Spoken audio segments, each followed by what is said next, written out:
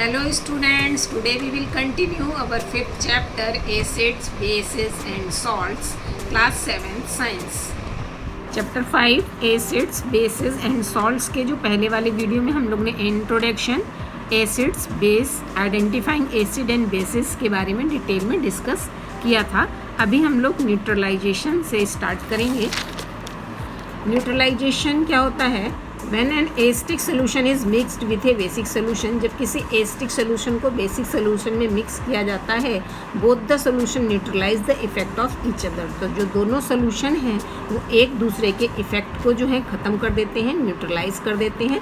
When an acidic solution and basic solution are mixed in a suitable amount, जब acidic solution और basic solution किसी भी suitable amount में mix किए जाते हैं, both the acidic nature of acid and basic nature of base are destroyed. तो जो एसिड का जो एसिडिक नेचर है और जो बेस का बेसिक नेचर है वो ख़त्म हो जाता है, डिस्ट्रॉयड हो जाता है.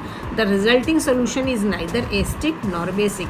जो हमारा सोल्यूशन बाद में बनता है ना तो वो एसिडिक रहता है और ना ही बेसिक रहता है.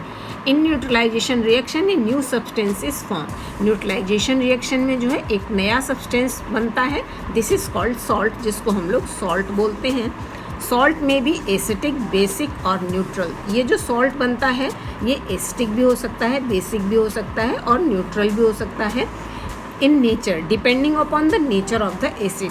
अब ये एसिटिक है, बेसिक है या न्यूट्रल है, ये जो है किस पे डिपेंड करता है? एसिड के नेचर पे या फिर बेस के नेचर पे. अगर एसिड जो है स्ट्रॉन्ग है तो जो हमारा सॉल्ट बना है वो एसिडिक हो सकता है, और अगर उसमें बेस स्ट्रॉन्ग है तो सोल्यूशन जो है बेसिक हो सकता है. The reaction between an acid and a base is known as neutralisation. अब यहाँ पे इसकी डेफिनेशन दी हुई है न्यूट्रलाइजेशन की. The reaction between an acid and a base, जब हम किसी एसिड और बेस का रिएक्शन कराते हैं, this is known as neutralisation. तो इसको हम लोग न्यूट्रलाइजेशन बोलते हैं, जिसमें कि salt and water are produce. Salt और जो वाटर है वो प्रोड्यूस होते हैं in this process with the evolution of heat. और इस प्रोसेस में जो हीट है वो इवॉल्व होती है, मतलब निकलती है. यहाँ पे इसका रिएक्शन इस तरह से होता है, मतलब एसिड और बेस जब आपस में रिएक्ट करते हैं तो सॉल्ट और वाटर बनता है और जो हीट है वो इवॉल्व होती है. अब यहाँ पे एक फार्मूला लिखा हुआ है, केमिकल फार्मूला, जैसे कि हाइड्रोक्लोरिक एसिड, जिसका कि फार्मूला यहाँ HCl है. जब उसको सोडियम हाइड्रोक्साइड मतलब NaOH के साथ रिएक्ट कराते हैं तो सोडियम क्लोराइड बनता है, जिसका फार्मूला है NaCl, और वाटर भी जो है निकलता है.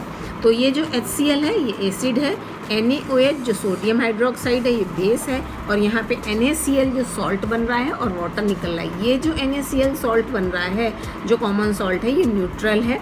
अब यहाँ पे आता है यूजेस ऑफ सॉल्ट्स. अब सॉल्ट्स के जो बहुत सारे यूजेस हमारे डेली लाइफ में होते हैं.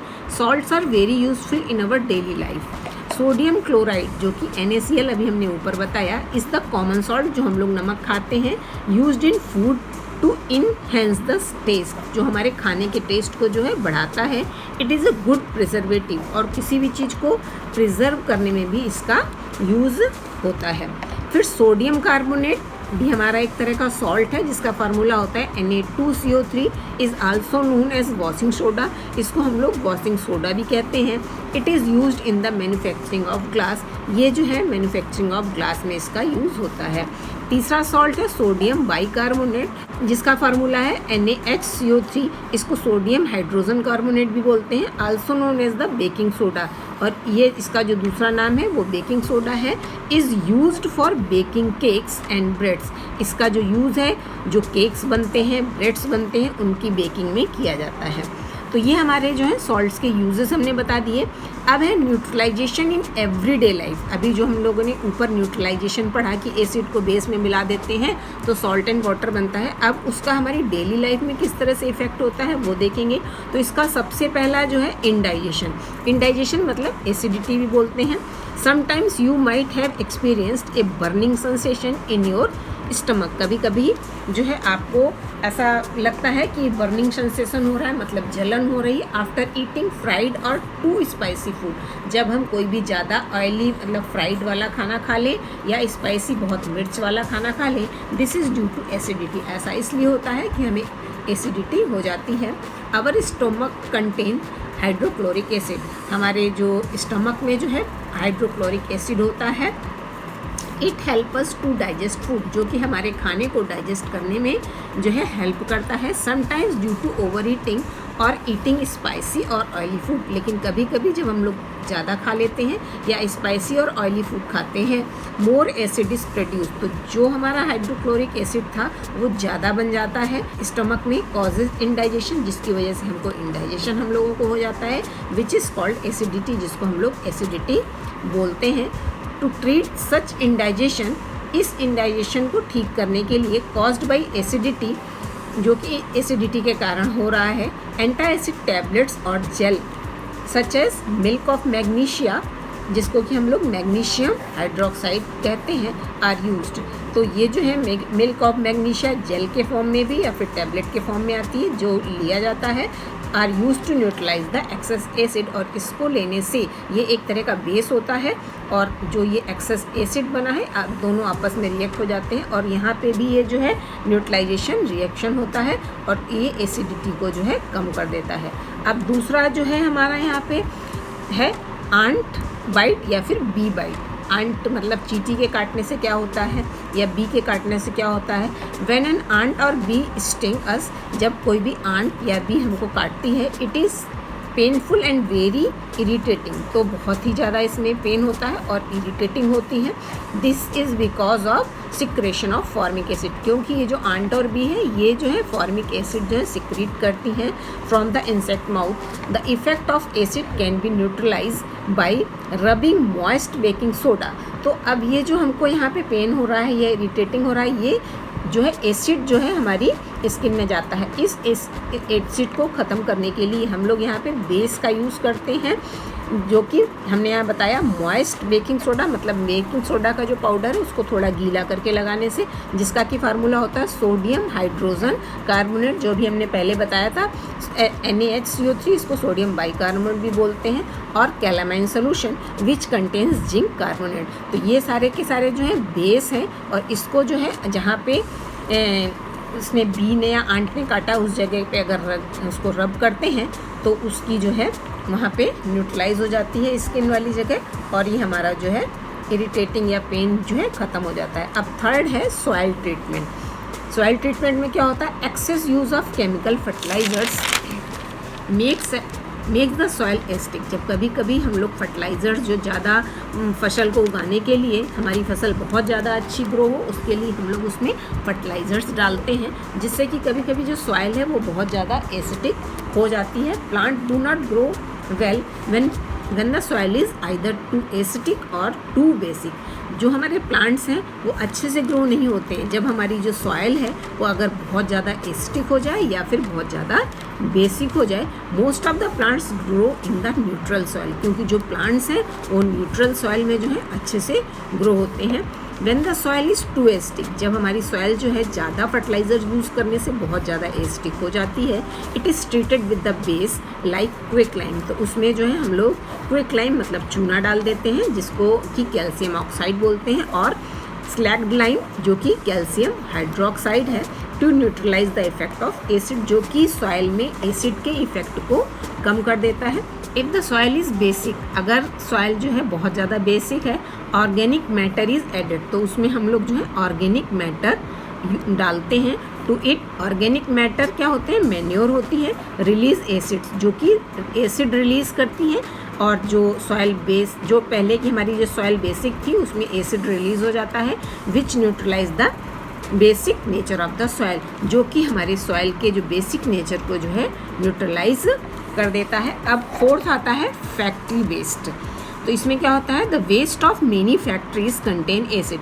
फैक्ट्रियाँ जो हैं जो वेस्ट निकालती हैं उसमें ज़्यादातर जो होते हैं एसिड्स होते हैं।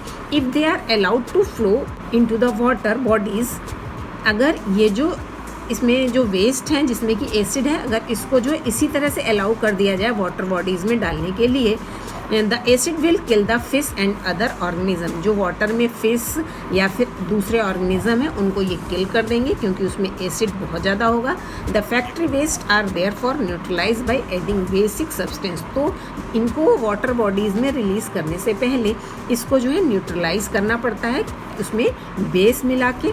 तो अब हमारा आता है प्रिवेंटिंग टूथ डिके, जो हमारे दांत लोगों के ख़राब हो जाते हैं वो किस वजह से होते हैं। Tooth decay is caused by the acid produced due to the bacterial decomposition of food particles, जो हम लोग खाना खाते हैं उससे क्या होता है हमारे दांतों में जो है बैक्टीरिया जो है डेवलप हो जाते हैं। Particle stick in our teeth, जो हमारे खाने में खाना है जो हमारे टीथ में जो है स्टिक हो जाता है, मतलब उसमें लग जाता है। This acid causes corrosion and decay of the teeth, ये जो एसिड ज़्यादा हो जाता है ये हमारे दांतों में एक तरह की लेयर बना लेता है जिसको कोरोजन बोलते हैं, या फिर the decay of the teeth, या फिर हमारे दांतों को जो है ख़राब कर देता है।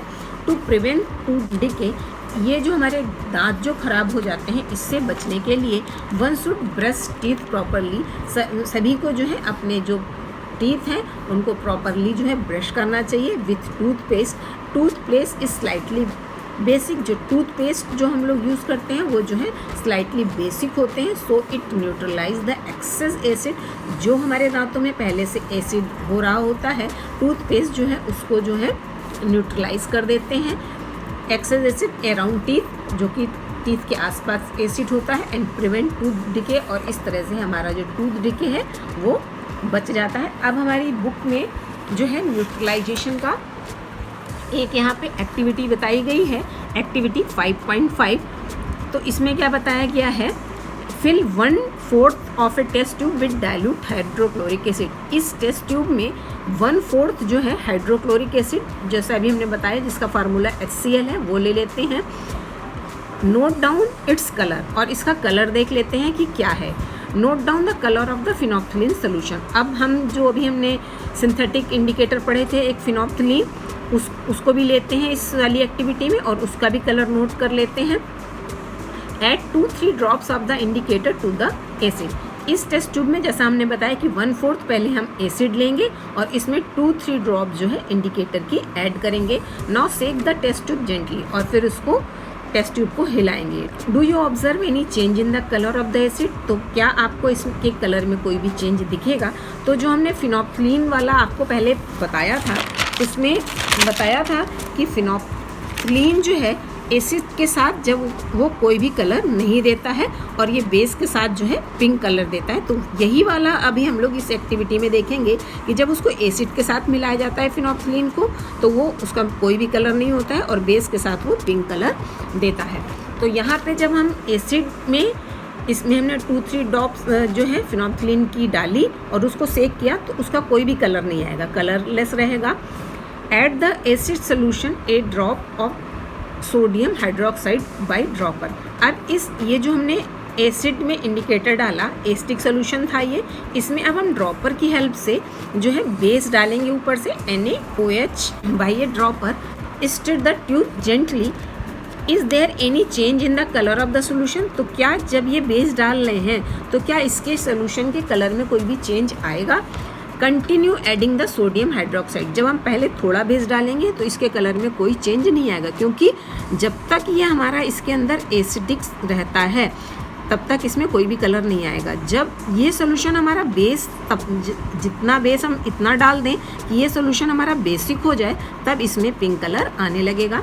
Continue adding the sodium hydroxide solution drop by drop, और इसमें हम ड्रॉप बाय ड्रॉप करके जो है सोडियम हाइड्रोक्साइड मतलब NaOH को ऐड करते रहते हैं। String till the pink colour just appear, और उसको हिलाते रहते हैं और तब तक सोडियम हाइड्रोक्साइड डालेंगे जब तक कि उसका पिंक कलर ना आ जाए।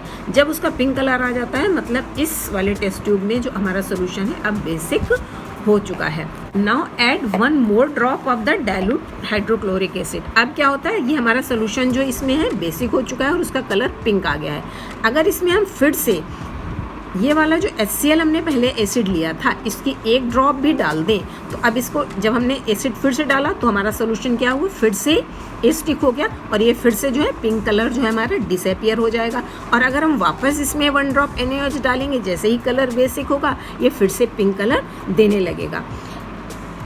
What do you observe? The solution again become colorless. Again add 1 drop of sodium hydroxide solution. Is there any change in color? जैसा भी हमने बताया, जैसे ही इसमें हम सोडियम हाइड्रोक्साइड डालेंगे सोल्यूशन बेसिक होगा, पिंक हो जाएगा, एसिडिक होगा, वो कलरलेस हो जाएगा। The solution become pink in color. It is evident that when the solution is basic, phenolphthalein gives a pink color. On the other hand, when the solution is acidic, it remains colorless. तो अभी जो हमने activity यहाँ पे देखी उसमें क्या है, when an acidic solution is mixed with a basic solution, जब एसिडिक सोल्यूशन को बेसिक सोल्यूशन में मिलाया जाता है, बोथ द सोल्यूशन न्यूट्रलाइज, तो दोनों सोल्यूशन क्या होते हैं, न्यूट्रलाइज हो जाते हैं। The effect of each other, when the acidic solution and a base solution are mixed in a suitable amount, both the acidic nature of acid and basic nature of base are destroyed. तो दोनों को मिलाते हैं तो दोनों के जो acidic और बेसिक नेचर है वो डिस्ट्रॉयड हो जाते हैं। The resulting solution is neither acidic nor basic, और जो रिजल्टिंग सोल्यूशन होता है ना तो वो एसिडिक रहता है और ना ही बेसिक रहता है। तो ये जो है हमारा न्यूट्रलाइजेशन का जो है प्रोसेस है। तो इस तरह से ये एक्टिविटी अभी ख़त्म होती है और हमारा चैप्टर भी जो है पूरा होता है। Thank you.